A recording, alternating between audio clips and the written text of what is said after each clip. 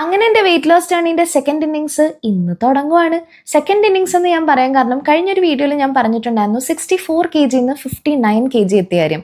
So അടുത്ത എൻ്റെ target എന്ന് പറയുന്നത് 54 kg എത്തുക എന്നുള്ളതാണ്, വിച്ച് ഇസ് മൈ പഴയ വെയിറ്റ്. അത് കഴിഞ്ഞ കുറേ വർഷങ്ങളായിട്ട് ഞാൻ കണ്ടിട്ടേയില്ല.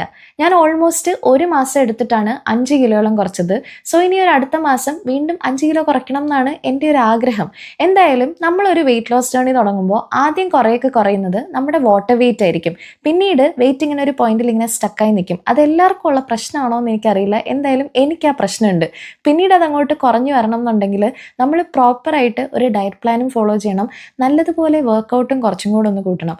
സോ എൻ്റെ ഒരു എൻ്റയർ റുട്ടീനാണ് ഞാൻ ഈ വീഡിയോസിലൂടെ കാണിക്കാനായിട്ട് ശ്രമിക്കുന്നത്.